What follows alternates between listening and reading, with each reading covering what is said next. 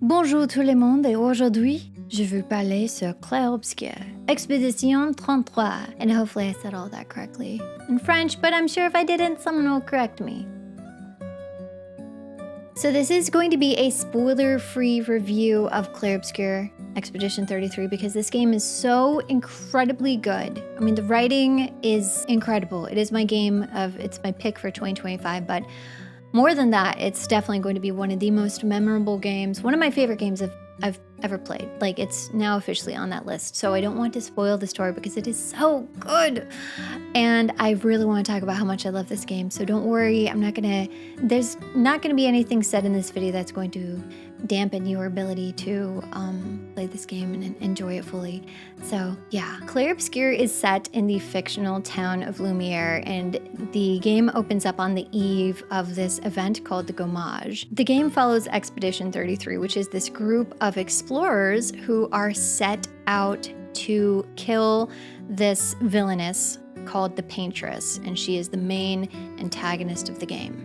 It's difficult to say much more about the story without getting into spoiler territory, so I'm just going to leave it at that, but I really think that this game is better experienced without knowing much about it. Although the majority of the narrative is delivered in dialogue between characters, and there is quite a bit of dialogue, at no point did it ever feel wasteful or boring.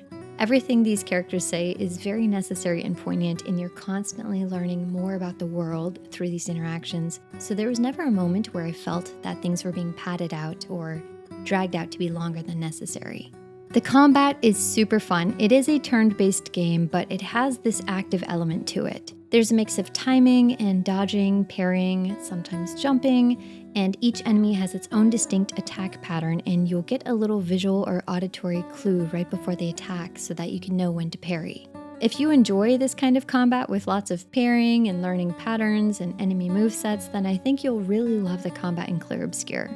My favorite thing about the combat is the inclusion of this passive skill system utilizing these items called Pictos. And these are little buffs that apply defensive, offensive, or support modifiers. They could trigger upon the start of the battle, upon each turn, some of them trigger upon death, and then they stack on top of each other, so the builds can get really crazy and complex. The weapons also have different status effects depending on the level, and those can also react to the different Pictos that you have equipped. So there is a ton of customization if you're the type that loves figuring out a really good layout and build. The design of the game is otherworldly. It is not only gorgeous, and it is so beautiful, but the different stages are all so unique and distinct, and it's incredible to get to see this much diversity in the world. It's not just the same trees and the same buildings, the same mountains. It's all very fresh and feels very whimsical. There's this really soft look to Clair Obscur, almost like this dreamy filter. And while it's very bright and colorful and well lit, it's not that harsh, dark, high contrast look that we see in a lot of games. So the designers really nailed this ethereal fantasy look. I absolutely loved the map view. It felt like an old school RPG where you'd come out into the world and your character would be bigger in relation to the surrounding area, and it was just such a cool look. And remarkably, while this game does have a map that you can pull up while you're out in the open, when you are in the stages, you don't have a mini-map or a compass. You don't actually have anything on screen for that matter. No health bar, no current objective, no equipped items.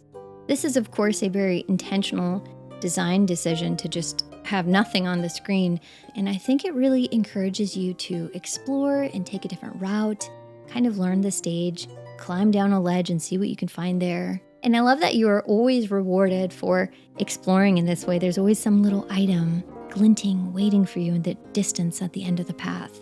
Now, to talk about what might be the crown jewel of Clair Obscur next to the writing, the phenomenal storytelling and character development, is the music, because this soundtrack is just incredible.